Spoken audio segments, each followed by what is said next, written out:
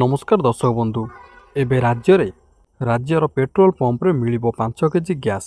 ପରିଚୟପତ୍ର ଦେଖାଇ ଛାତ୍ରଛାତ୍ରୀ ଓ ଶ୍ରମିକ ଏହାକୁ ନେଇପାରିବେ। ଏଣିକି ରାଜ୍ୟର ପେଟ୍ରୋଲ ପମ୍ପରେ ମିଳିବ 5 କେଜି ଗ୍ୟାସ୍।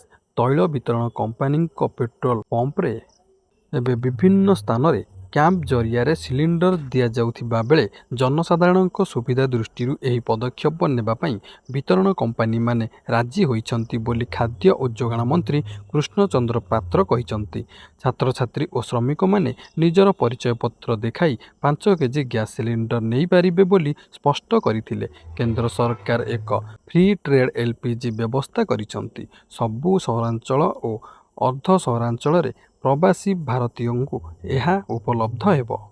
ଆଇଓସିଏଲ୍, ବିପିସିଏଲ୍ ଓ ଏଚ୍‌ପିସିଏଲ୍ କମ୍ପାନୀ 5 କେଜି ଗ୍ୟାସ୍ ଉପଲବ୍ଧ କରିବେ। ରାଜ୍ୟରେ 5 କେଜି ଗ୍ୟାସ୍ ପ୍ରଚୁର ପରିମାଣରେ ଅଛି। ଛାତ୍ରଛାତ୍ରୀ ଓ ଶ୍ରମିକମାନେ ନିଜର ପରିଚୟପତ୍ର ଦେଖାଇ ଏହାକୁ ନେଇପାରିବେ।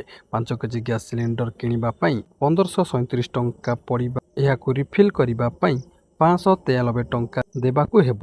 ଯେଉଁ ଜନସାଧାରଣ ପୂର୍ବରୁ କମ୍ପାନୀର 5 କେଜି ଗ୍ୟାସ୍ ଫେରାଇ ନୂଆ ସିଲିଣ୍ଡର ନେଇପାରିବେ।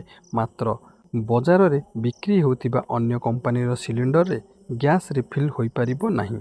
ରାଜ୍ୟରେ ଗ୍ୟାସ୍ କଳାବଜାରୀ ପାଇଁ ଜୋରଦାର ଚଢ଼ାଉ ଚାଲିଛି। ପ୍ରାୟ 5,000 ସିଲିଣ୍ଡର ଜବତ କରାଯାଇଛି। ଯେଉଁ ଲାଇସେନ୍ସ ପ୍ରାପ୍ତ ଗ୍ୟାସ୍ ଏଜେନ୍ସି କଳାବଜାରୀରେ ସାମିଲ ଥିବା ଜଣାପଡ଼ିବ, ତାଙ୍କର ଲାଇସେନ୍ସ ବାତିଲ କରାଯିବ।